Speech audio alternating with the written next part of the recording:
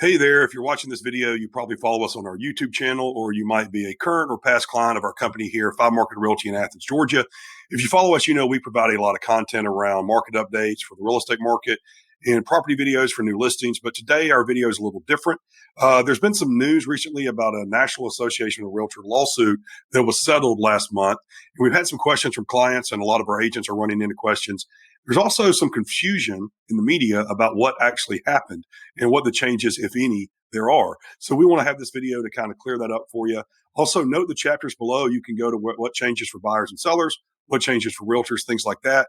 But right now, we're going to go ahead and get started trying to explain this to you a little bit. Now, I've had some technology issues with this video, so hopefully I'll be able to wrap it up this time. But number one, we're going to try to understand the lawsuit or help you to do that. Explain why, or is there going to be a settlement, because the settlement's been reached, but it has to be approved for changes to take place in July. What does it mean, or what does it change for buyers and sellers? What does it change for realtors, and key points to understand? Again, the chapters below, you can fast forward to a part of the video if you prefer to. What we're going to explain right now, or try to help you understand, is what is the lawsuit about. Instead of getting into the legalese, what I want you to really understand is that not everything is uniform, and it's different state to state. So Georgia's different than other states. On the left side, you've got the United States minus Hawaii and Alaska. On the right, you've got Georgia. So, for instance, what goes on in New Jersey, South Carolina, Missouri can be very different than what happens in the state of Georgia. We've seen buyers come into the state and experience that over and over because things might work a little differently. Apparently, there were some forms in other states that said only the seller can pay a commission. Obviously, different contract forms can be an issue depending on what goes on in each state. There's different practices, different terminology that you find, and the commission structure was apparently not always clear. Now, here in Georgia, we're fortunate for a couple of reasons. Number one, please know commissions are always negotiable. They have always been negotiable. You can opt to pay a buyer's agent as a seller. You can say you will not. Most people do because they're trying to sell their house. Georgia is also a Thompson state. If you don't work in real estate, you may not understand what that means, but it basically means people that are not a realtor can also be a member of a multiple listing service. That's a big thing because one part of the lawsuit was talking about that. And in Georgia, just like it should be in every other state, the buyers can pay the commission. We do often see the commission paid from the seller side because the seller's receiving money and the buyer's having to bring all that money to the table. We can talk about that a little bit later. Also, contract forms in Georgia by the Georgia Association of Realtors are very good. Seth Wiseman, our attorney on that, has done an excellent job. We're fortunate with that. And our forms clearly state commission structures. And that's been a great thing of how Georgia is different. Now, why was there a settlement? Now, once again, I could go into the legalese of this, but it's different state to state. And a lot of the things that the lawsuit claimed were not applying in Georgia. Talking about mandatory compensation rule, clear cooperation rule. Here's where the confusion is. It did not argue that commissions or their amounts of commissions were fixed. That's not part of this. That's where a lot of this is misinformation is.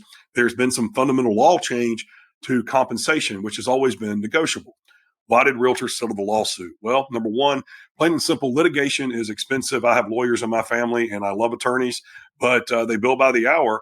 And when you've got all these different issues in other states, so larger companies like Anywhere Real Estate that owns things like Coldwell Banker, ERA, other companies like, EXP, maybe Keller Williams, they had lawsuits brought against them. But then the NAR is having to deal with states like Georgia where there's not really many issues, but it's not the same state to state. So it was time to go ahead. If Georgia had no issues and the other states do, go ahead and reach a settlement. This does not actually go into effect until July, and it doesn't change that much in real estate. That's what we're going to explain to you here in a minute, because the media is confusing the public. I've even seen a video where the president is talking about a fundamental law that's changed to reduce commissions, and that'll bring home prices down.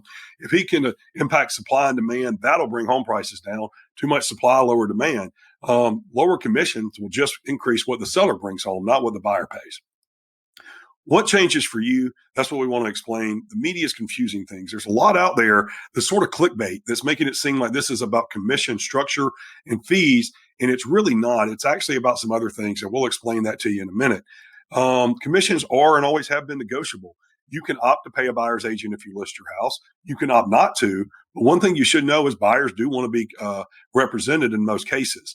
And what happens there is a buyer is the one bringing all the money to the table, paying for the down payment, the cost of the loan, the appraisal, the inspection, often the taxes, the lawyer, the title insurance. And so it's often what helps the transaction work is for the seller to provide commission from their side of the proceeds. You're also not required to use a realtor. It is probably smart to get a professional involved in a real estate transaction if you don't know what you're doing. But People have always been able to do a for sale by owner if they wanted to, and you still can. As a matter of fact, most for sale by owners opt to pay the buyer's agent and are opting not to pay someone to market their property. No commission law existed in Georgia that has been changed. There was no law that stated a commission structure was set at a certain amount. You can opt to pay someone any amount as long as they agree.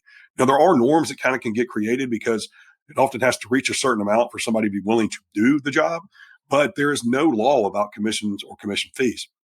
In Georgia and in most states, of course, the buyer and the seller can opt to pay the commission. That could be a point of negotiation. A lot of times with off-market properties, in commercial transactions, investment properties, even right now, I have a property that my compensation was part of the negotiation. And it's actually in the contract, so all parties understand what is going on with my compensation. What I do hope changes, and could be a good thing about this, is better explanations from your realtor. Just like I'm doing right now, trying to get information out to you so you understand it.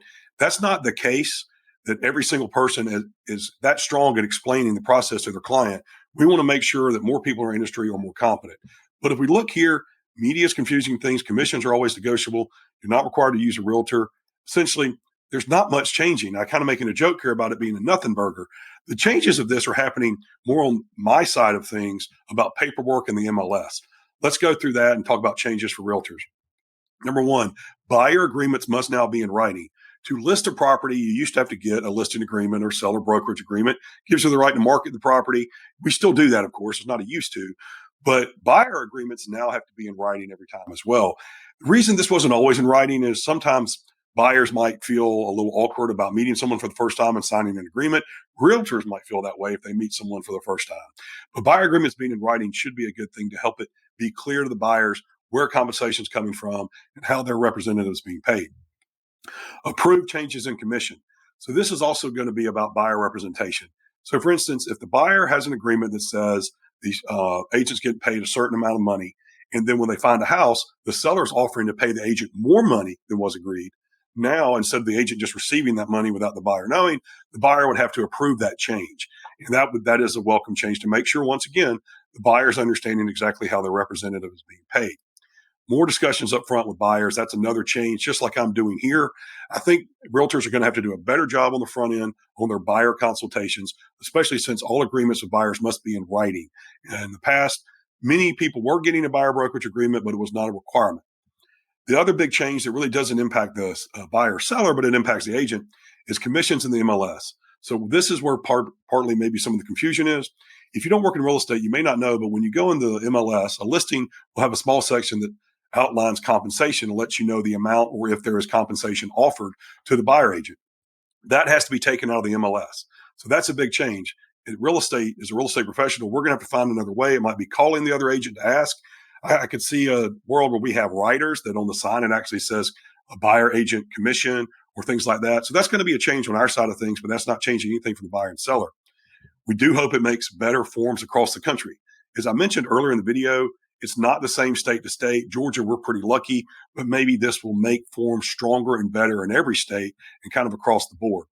Lastly, the confusion created by the media is the real frustration for realtors. Is why I'm taking time this morning to do a video to help you understand, because when there's clickbait out there and it kind of misrepresents what's changing, that's what becomes very frustrating for us realtors. And of course, for the public, it's a very common thing anywhere with social media now, but it's our job as professionals to explain it to you better. Factors to understand, we're going to end here. Number one, always know commissions have always been negotiable. You can negotiate a fee. There are fees that someone may say they will not work for. And there's been discount brokers before, though nothing's changed. Commissions are negotiable. The seller and or the buyer can pay agent commissions. As we explained, though, a lot of times it is a good incentive to offer a buyer agent commission for a buyer to be represented, because the buyer has to bring all that money to the table to buy your house. Other big changes are right here in the middle. This is where it impacts the real estate agents and the buyers, of course. Buyer agreements must be in writing now. Approved changes must be agreed to buyer agent commissions. So, for instance, if you agreed to your agent was getting compensated one amount and that amount goes up or goes above that, then the buyer needs to approve it. No commissions placed in the MLS. That's one of the bigger changes on our industry side. We're going to see how things move forward and how we navigate that. Like I mentioned, writers, it might be in the showing instructions, might be on the company website, but we'll no longer be able to put the commission amounts in the MLS frankly, any good real estate professional didn't pay these much attention because you shouldn't be thinking about getting paid until you get through a lot of other hoops that you have to jump through for a client.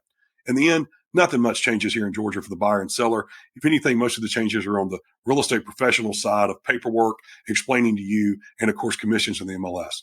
We'll end here. I'm covering my head a little bit and I'll just slide it over. But this is our group, 5Market Realty. If you have questions, reach out to your realtor. Hopefully, it's somebody in this picture, or you can contact us, info@5M Realty.